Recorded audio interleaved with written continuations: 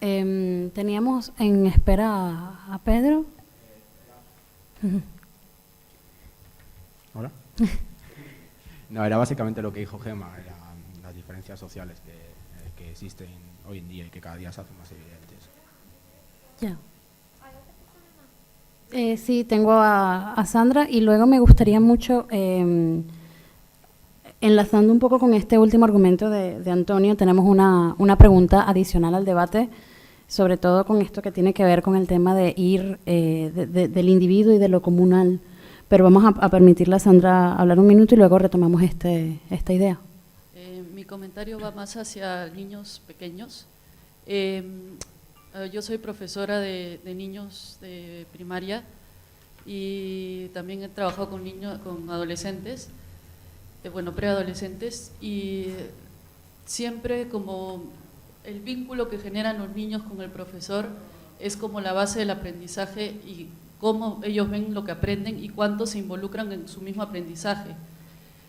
También cómo se van viendo ellos porque se reflejan en el profesor, en su proceso, ¿no? Y mi comentario va más que si el profesor se deja como de lado y la tecnología es lo que pasa a primar, el niño no va a poder crear ese vínculo que lo hace sentir seguro y que lo motiva a querer aprender. Y lo otro iba por más, sobre todo en la etapa en que aprenden, por ejemplo, los números y que pasan a interiorizar conceptos que son realmente abstractos. Los niños necesitan de coger las cosas, de tocar, de hacer como palpable antes de poder entender los conceptos. Y eso no lo puede hacer, trabajar el número, por ejemplo, en una tablet o cosas así, sino es como los niños necesitan de esa cosa física para poder crear aprenderlo, ¿no? Después, es que estoy pensando en sí. la enseñanza de la literatura como... Bueno, empezando por esto último, aprendemos utilizando para ello todos los sentidos. Es decir, aprendemos los números tocando, moviendo el ábaco, escuchando al profesor, siguiendo una serie de pautas. A eso yo lo llamaría didáctica. Es decir, cómo somos capaces los profesores de enseñar del modo más sencillo, más fácil, más representativo, a resolver un determinado tipo de problemas, que es saber cómo colocar los números en un determinado orden y desde el punto de vista abstracto, qué es lo que representan cada uno de ellos. Evidentemente, la tecnología no tiene por qué ser la mejor forma de aprender este concepto, de trabajar con niños con 2 años. Pues separemos la parte tecnológica en ese proceso de aprendizaje y para esa tarea nada nos obliga a utilizarlo de forma generalizada para todas y cada una de las cosas o para todas y cada uno de los ítems que tengamos que enseñar en la escuela.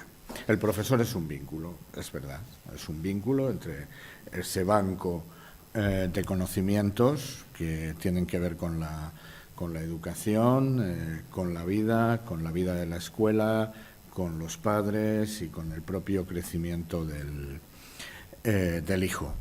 Pero hay muchos vínculos que se han establecido a lo largo de la vida. Recordar, en la canción que pongo, había una serie de vínculos afectivos y amorosos que se mantenían entre las cartas que enseñaba un señor en Filipinas, que escribía un señor en Filipinas a su esposa, que en definitiva era la abuela de Brad Paisley. Es decir, para el mantenimiento de vínculos utilizamos lo que tenemos a mano y en un momento determinado el mundo está estructurado en función de una determinada forma de estructurar los mensajes y de enviarlos y de hacerlos llegar, y ahora hay otro. Evidentemente no vamos a hacer ni vamos a decir que el profesor sea un ente ya etéreo que no vaya a aparecer. No, lo que a mí me parece que lo que va a suceder y lo que está procurando la tecnología a un corto futuro es que haya personas que pueden ejercer de profesores, que no lo son, que pueden enseñar determinado tipo de cosas y que si lo hacen contando con el apoyo y la coordinación del profesor será estupendo, pero que si no, las personas van a buscar a otras personas, a otros pares o a un desconocido que les resuelva un determinado tipo de duda, lo mismo que nosotros buscamos a las personas de IBM que nos dijeron cuál era el problema que tenía nuestro ordenador. Y eso dentro de un proceso de aprendizaje que, como decía Tiscar, es el Tetris y deja un pequeño hueco en un determinado momento, pero que se llena de otra manera, porque la vida no es un aprendizaje homogéneo, sino que sería como una especie de queso gruyère en el que aprendemos determinados tipos de cosas, pero luego se quedan otros vacíos, ¿eh? Y ahí habría un maestro quesero, ¿no es cierto? Y el maestro yo creo que va a seguir existiendo, pero con un tipo de rol que será completamente diferente o muy diferente al que hay ahora. Yo propugno, siempre he propugnado y creo que vamos a llegar, dentro de mi propia perspectiva de lo que será la educación, que dentro de nada, de no demasiado tiempo, habrá muchos grupos interdisciplinares educando a los alumnos, y eso no tiene nada de raro, ya los hay dentro de un colegio, es un grupo interdisciplinar, pero es que estarán fuera y no serán formales, además no tendrán un título en muchos casos, como no le tenía el compañero o mi compañero un título de profesor que les ha enseñado modelado 3D para ver cómo funciona una impresora digital. Y creo que se enriquecerá la educación con ese paso, pero tenemos que verlo. Es decir, esto que los americanos hacen y que nosotros hemos empezado a hacer hace poco. Dentro de la sociedad, que el papá de no sé quién que hace clavos se acerque y diga a los chavales, es cultura, por un lado, pero a la vez es educación, en cuanto es digamos, una forma de enseñar un proceso sistemático de una sociedad que realiza y hace determinado tipo de cosas. Mira, puedo hacer, o no, tú mandas, ¿eh? Bueno, una exposición breve, creo que nos podemos dar el lujo de tenerla, luego... No, pero sí, no quiero intervenir, que yo estoy aquí de reserva, ¿eh? No, pero a nosotros nos interesa muchísimo cualquier cualquier intervención. Tiempo que yo me adapto, ¿eh? O sea, Bueno, queríamos un poco, para finalizar, una última pregunta para abrir debate, unos minutos adicionales nada más. Necesitamos una vez más que hagan uso de los colores que les dimos en la entrada y que participen. Y tiene un poco que ver con esta última idea que nos dio Antonio antes de pasar a la intervención de Joaquín sobre la individualidad versus la comunidad, y es el concepto de red versus la exploración individual, los pros y contras de trabajar en una comunidad y cuál es el grado de verdad de individualidad que es óptimo. En este contexto, ¿qué preferimos? ¿Trabajar solos o trabajar en conjunto? Yo sobre esa pregunta quería hacer una pequeña explicación, porque es una pregunta que a mí me interesa sobremanera. O sea, cuando hacemos el concepto de red, que yo creo que es una ponencia que escuchamos de Joaquín, que habla que hoy en día todos los chavales pues igual se comunican a través de WhatsApp cuando hacen los deberes, entonces que ya esa idea que igual teníamos cada uno en nuestro cuarto peleándonos con las ecuaciones y esa pequeña satisfacción personal que tú tenías cuando lo sacabas después de estar 15 minutos peleando, que hoy igual en día, efectivamente, dentro del concepto de red digital, que igual esa pequeña pelea interna no la tenemos porque sabemos que el empollón de nuestra clase seguramente en algún momento pues, nos dará resultado o que nos facilitará. Entonces, creemos que igual, ¿hasta qué punto ese concepto de red tiene que estar siempre integrado y que es ya la forma de trabajar, o todavía hay que respetar un mínimo de trabajo individual que es también la forma de ponerte a prueba a ti mismo? Entonces, pues verde, concepto de red, rojo individual, si creéis que todavía hay que mantenerlo o creéis que eso ya está abogado a la desaparición. Me llama mucho la atención, mira. Es más el amarillo. No. El amarillo se no estaba, pero imagino que son los que piensan Que tienen que convivir los dos. Estamos, el Verde, concepto de red. Y Verde, que ese es el exacto. futuro y rojo, individual, lo individualizado, todavía creéis que- priorizando lo individualizado sobre... Y los amarillos los de en medio. Sí, los amarillos son quienes no están de acuerdo por completo con una posición o con la entiendo que otra. lo amarillo es que hay Parece que bien. mantener un Que tiene- equilibrio. exacto, mantener, es más exacto. En este caso sería el amarillo más al equilibrio, más al... La intención del debate. La idea es que igual efectivamente haya un equilibrio, pero hay gente que se decanta más por uno que por el otro, que igual es la Claro. gente que ahora mismo nos llama más la atención. O sea, entiendo que lo normal es mantener un equilibrio, pero hay gente que no. ¿Algún desequilibrado quiere comentar? Los tenemos aquí. Ignacio, Almu, ¿alguno de los dos?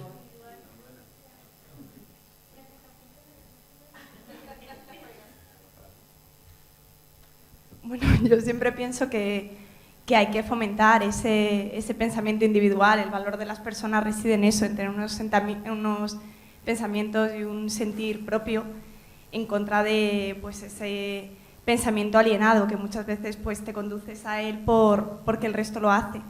Entonces yo creo siempre en ese valor de las personas y por eso defiendo el rojo. Muy bien, gracias, Almudena. Quería dar la palabra también a un invitado que no es de nuestro máster, con lo cual agradecemos mucho que haya venido y que ha sacado verde, además. Soy el único que no soy del máster. Pues he sacado verde porque creo que al final siempre cuando partimos, bueno, a lo mejor en el caso de Almudena no lo sé, pero al final siempre partimos de información que hemos cogido de otros. Entonces por eso pienso que al final casi siempre es en red el trabajo, porque es muy difícil partir de cero ahora mismo.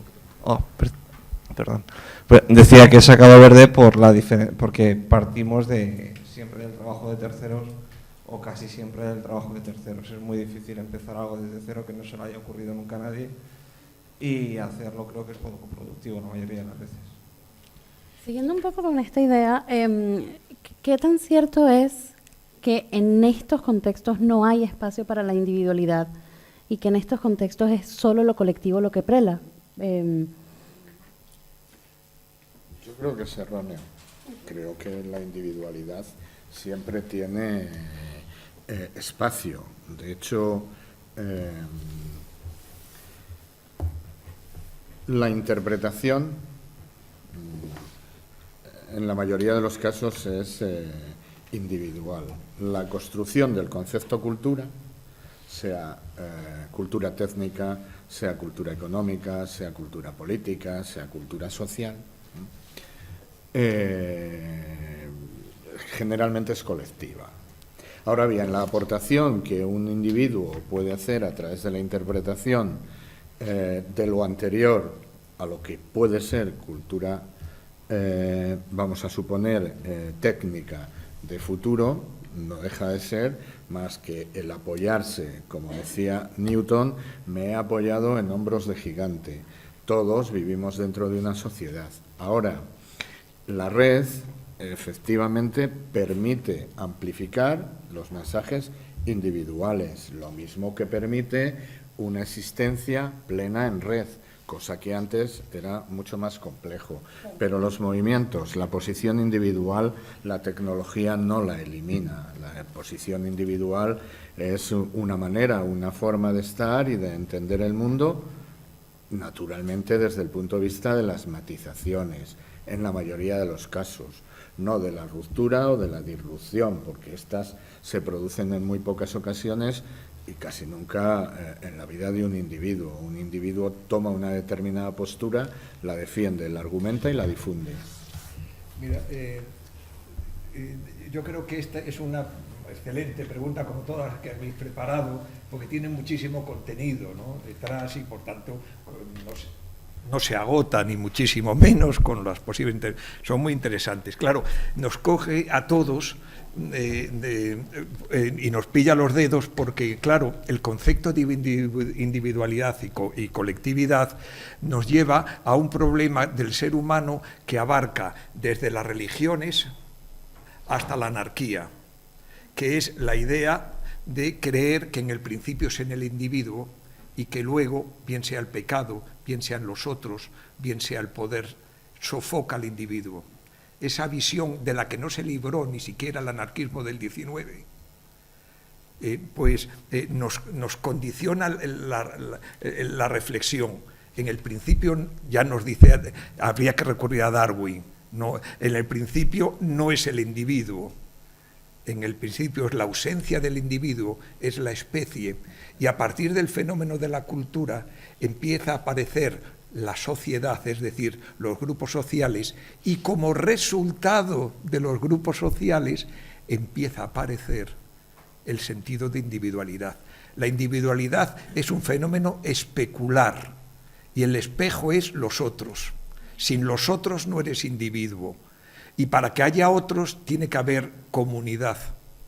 Lo que sucede es que los espejos pueden ser ciegos, borrosos o nítidos.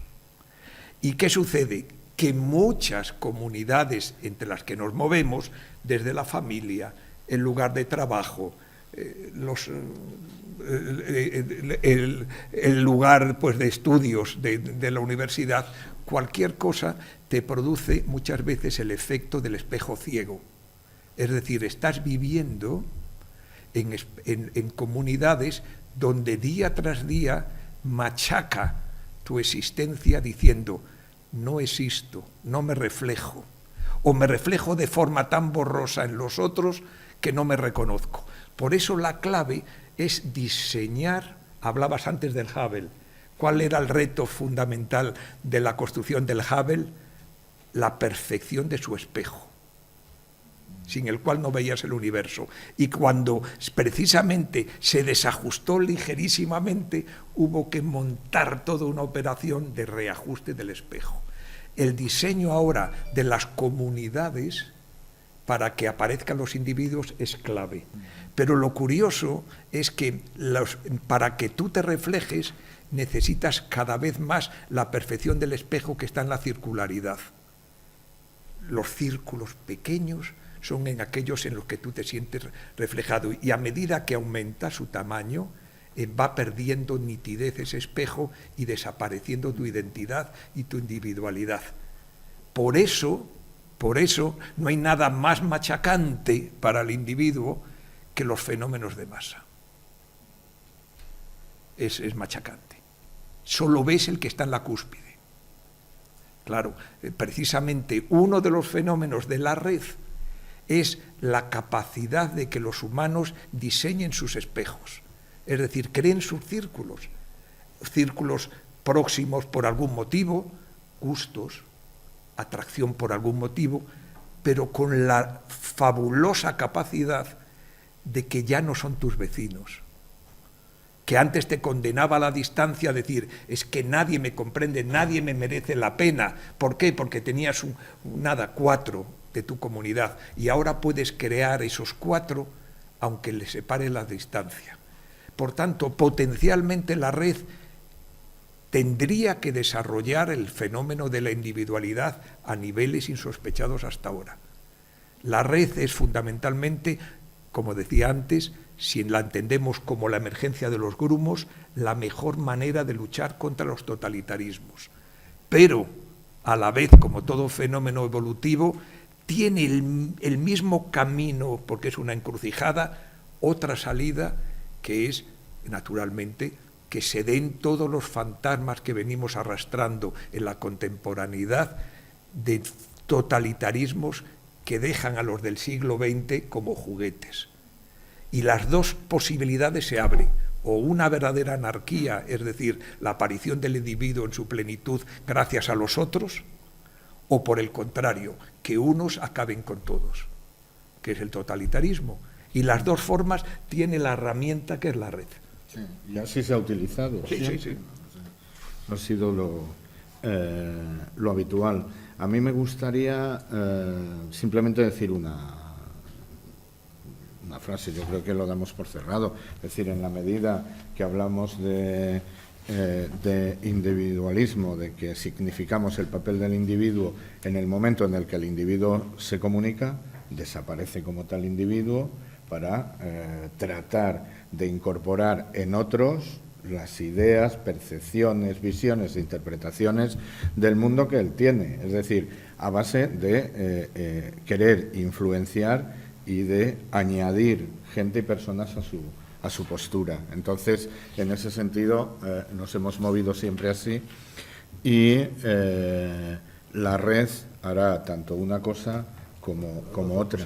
Eso es lo que, tal y como yo lo veo. Es decir, siempre hay una utilización buena y hay otra perversa